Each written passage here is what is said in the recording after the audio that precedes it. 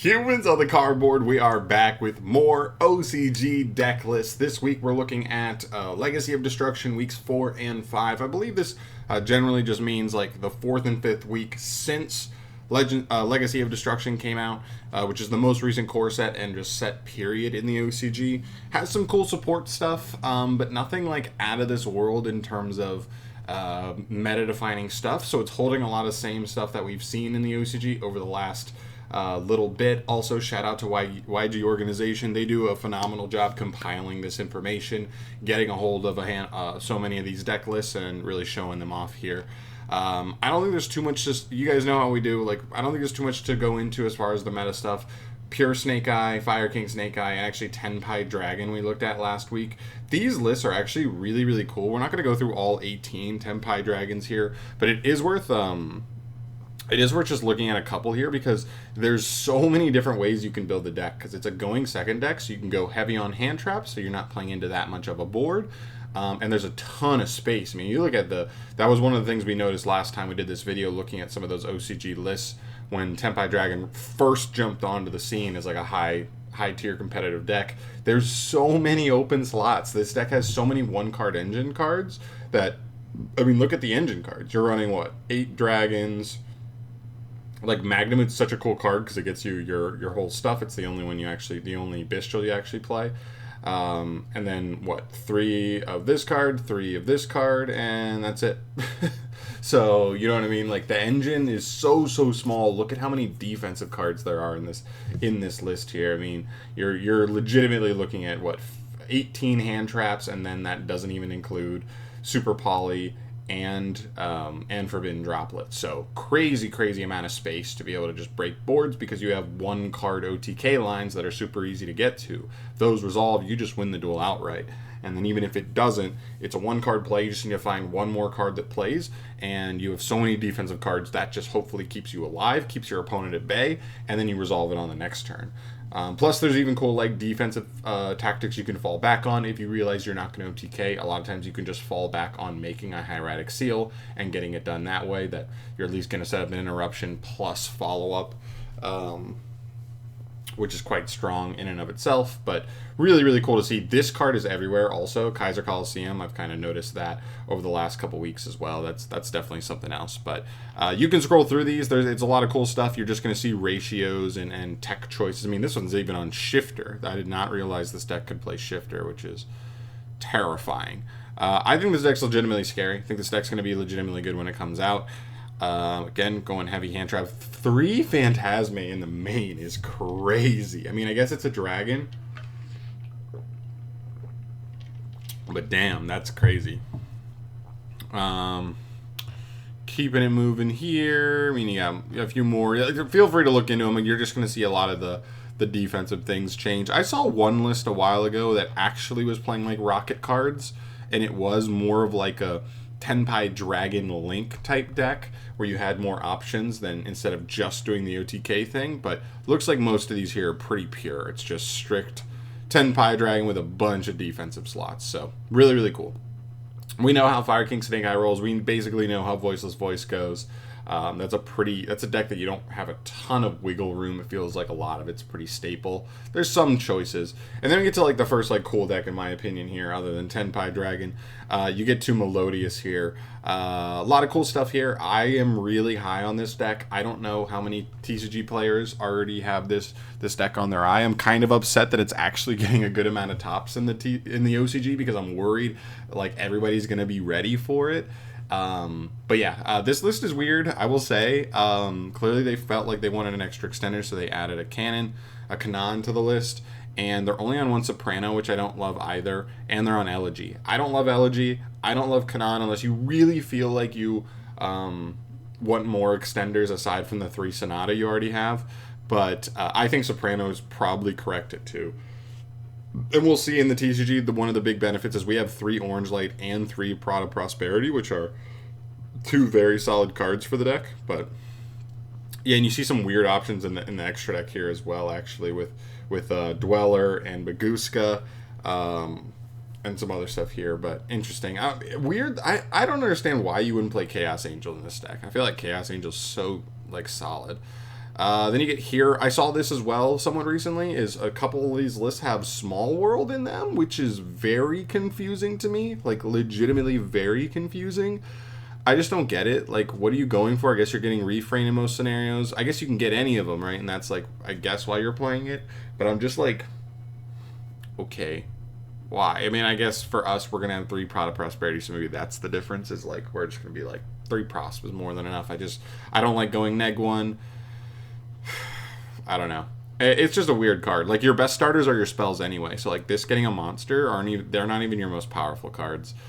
This player is also on Chaos Angel, like I said. I actually like that a little bit better. And then this weird Baguska stuff. I was actually like wondering like what are the scenarios you're actually making Baguska? Maybe it's a scenario where you get like dimensional barriered and you just need to like survive. So you're like, let me make a stall card basically to survive me a turn, and then I can do everything again next turn when I'm not under D barrier. No list here. This list looks closer to what I would be playing probably in the TCG, or at least like my first lists have been. Although again, second Soprano. I really think double Soprano is right at this point. And then we have Prosperity, so we wouldn't need Extravagance. I don't love Extravagance because this deck feels like it has legitimately like 4 different extra deck monsters that you really don't want to lose any of. So if you're going to play all those at 3, and this player is, but like all it takes is banishing all 3 Baka. And because it's not just one card that you're afraid of losing, it's all 4 of them. Like any one of those 4, like you lose a Toil, you lose your only win condition basically. You lose Baka, you lose your best engine card in the extra deck. You lose Bloom, you lose your ability to play through Interruption. And if you lose Schuberta's probably the least crucial one, but if you lose her, like certain matchups become way harder because they can outgrind you because Schuberta's not there to handle all their graveyard stuff. But just interesting to note there. I've seen a couple lists playing the Prosperity thing. And then this list is actually closer to the ratios I like. I don't understand playing 1 Kanan with 2 Sonata. Sonata's just strictly better than Kanan in like every way. I mean, I guess it's a level 4, so I guess the Baguska thing is there, but yeah, weird to see. But yeah, this looks pretty good too. Again, on the small world stuff, extra deck stuff, like just weird stuff. IP, I don't know when you're ever making IP, but I do like Chaos Angel there. Yeah, cool stuff. Good to see. Rescue Ace is another one here. These lists are just so hard to decipher, these pictures, so we won't worry about those for today. Going in with these, they're on this. I haven't paid attention to too many Rescue Ace builds in the TCG because it feels like everybody jumped ship to just play pure Snake Eye and Fire King Snake Eye.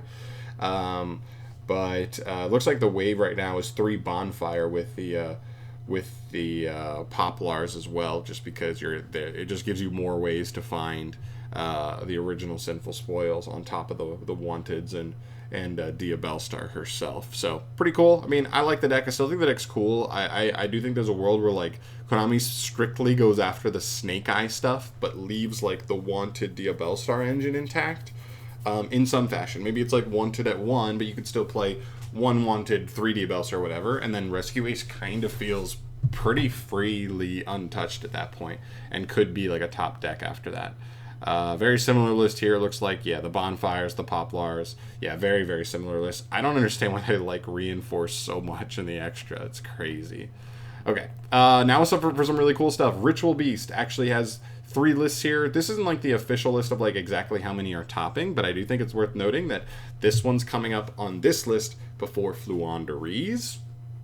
I've been saying it on the channel. Some people have disagreed, but I actually think this deck is like, it fills a similar niche in the metagame, but I think it's just like actually probably better than Fluanderies. 1, we have the 3rd shifter anyway, so that will make this deck better relatively in the TCG anyway. Plus, Flu is better against Maxi because it just doesn't special at all. This deck's worse, so that's 2 huge points that would make this deck significantly better in the TCG than in the OCG.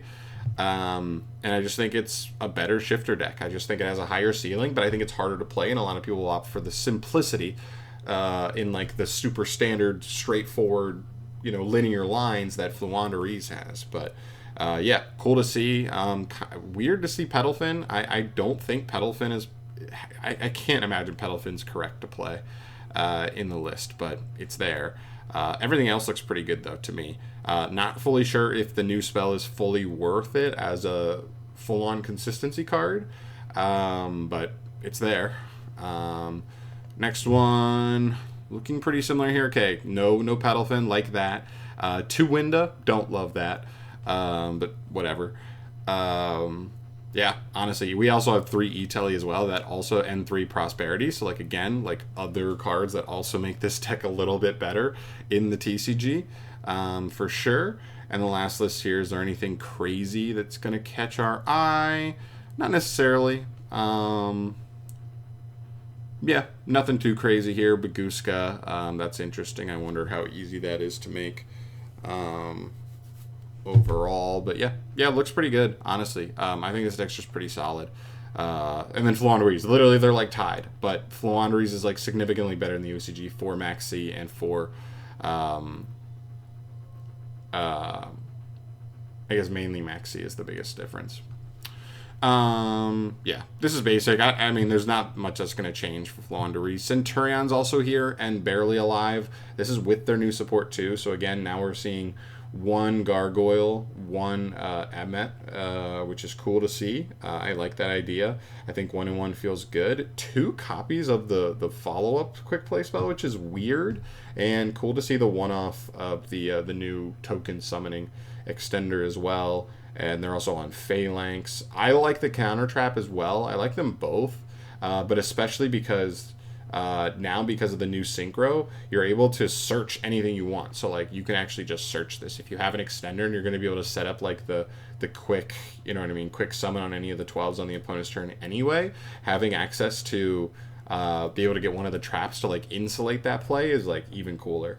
But I think it's a cool deck. I think this new support is actually pretty decent. And if this comes out around the time, or even if this is out and like Snake Eye gets the tough hit, this deck could come back up, and I really hope Calamity is banned in the TCG at that point, but we'll see. Another list, wow, 2 Trudea, wow, playing a weird list. It's Snake Eye Centurion, where you're playing like, wow, no Wanted? This list is freaking weird. What is this? You're no Wanted? This seems crazy to me that you wouldn't play Wanted in like Diabellstar. Okay, but you're playing all these extra bricks. I mean, I don't get it. It seems like you're losing a lot of like non-engine slots to play like the Snake Eye engine, and you're not even playing like some of the best engine cards to get you into them. But okay, whatever. Runic Stun. We're gonna skip Runic Stun. Chimera, yeah. Ubel's interesting. They actually don't have their new fusion just yet. I think they get that late March. But when they do, I think this deck takes an even bigger step forward. Like, this is already a deck that's getting, like, tops around, like, borderline a top 10 deck. And I think that card significantly raises their floor and ceiling, because you just make that card every duel, like, twice for, like, super freely on top of everything the deck does right now.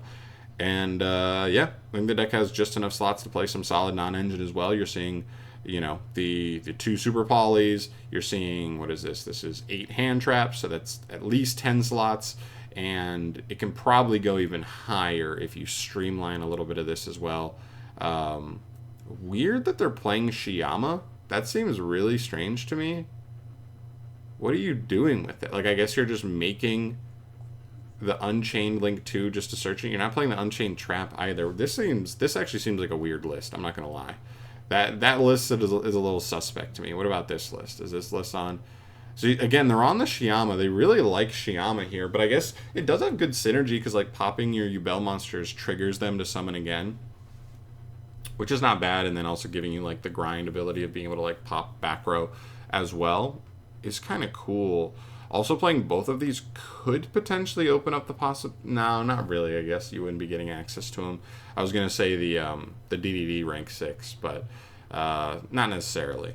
We're also seeing the new 10 playing this deck. This card is incredible. This is like the first deck I've seen where this card like is pretty easy to get to in a lot of boards. But yeah, this deck's good. I think it beats Interruption. I think it's pretty consistent now, and you have enough space for non-engine. I mean, here's another one. You've got what, 8 hand traps, 2 super polys, and a talents, and 3 hand trap negators. Like, you've got quite a bit of room here when you streamline it. I think it's pretty cool. That's a pure Unchained here. They have this basically at full power, so that's why I think this deck's a little better for them than us right now. Sangan and Fiendish Rhino Warrior, not so sure about that. I mean, I guess if you already have access to like Shavara, then you can go for the, I don't want to say greedier play, but like the higher ceiling play of like also getting a free hand trap off of Sangan. But yeah, looks pretty standard otherwise though. No complaints there. Yeah, this one's just going to be tough to judge just because we don't have that that ability. They have Salamangreat because we already have Shavara at 1. Again, we've seen this over and over again. Triple debug in like all of their Salamangreat lists. I don't know if every single one of these is on triple debug, but it's kind of hard to tell with these pictures. But now this one looks like it's all Salamangreat of Fire. But last time I looked, it was all of that. 2 Valence, 2 Infernoid. We'll skip Valence for now because it's hard to even tell. Again, they're doing this 60 card stuff with Infernoid. I don't personally love it. I think it's more correct to be closer to a 40 card list. But to be fair, they have Grass Looks Greener, and so they even play like Reasoning and all these cards. I don't think these are really that necessary for us. I think we're going to be better off going with like a cool Snake Eye Infernoid build. But yeah. If 3 triple arm offering, or left arm offering, like, come on, what are we doing here? Rock Verniself out Emancipator, that just can't even be good. 1 Mikanko list, yep, they still have Isold, so they can go ahead and still play the Neo Space Connector stuff. Totally get that. Melodious should also we skipped this above. Melodious Supreme King, because the Melodious Fusion engine, or Pendulum Engine is actually pretty good because you could just like normal refrain search her, and then you just start making like the fusion. It gets you a couple of free bodies so you can make Beyond the Pendulum, and then you also like get your scales back, which is pretty nice. You get a pretty good amount of just like free value. Ostinano's a really powerful starter there as well because that doesn't even take normal summon. Seems like a pretty good Pendulum Engine generically, actually, that I think we kind of slept on because you're like, well, this is good Melodious stuff, and then we learned later that like it's actually pretty good outside of that as well. Add Ignister, some Labyrinth stuff. Dude, Labyrinth fell off the map. It has such a bad Fire King Snake Eye and like Snake Eye matchup apparently that it's really struggling in the OCG right now. You know, they just can't play enough non-engine, it seems, so that like if they lose the die roll, they're consistently getting cooked, and that's been a problem for them. You see a dinosaur list, what? With the Snake Eye stuff, I mean, I guess what you can, yeah. Oh no, they're on the Evelsar stuff to be able to get free value off of this package. That's insane. Super Heavy Samurai, Evelsar, Snake Eye, Horus as well. Really weird decks. We're kind of getting to the bottom of the barrel here, but pretty cool stuff overall. Not too many crazy changes. I am excited to see Ubel when they get their new card to really see how much higher they can jump. But other than that, we're kind of like waiting on new stuff at that point. But really cool stuff. I mean, these deck lists are always good to see. Always good to get some early insight on what OCG players are running and give you some ideas for the future in the TCG. But yeah, really cool. But I'm out here for today, guys. Thank you so much for watching. As always, let me know your thoughts down below on which one of these lists kind of caught your attention, your thoughts on some of this stuff. You know, I'd love to hear it. But I'm out here for today, guys. Thank you so much for watching. Subscribe to the channel for more videos like this one, analyzing OCG deck lists later down the line, and I'll see you then. Peace.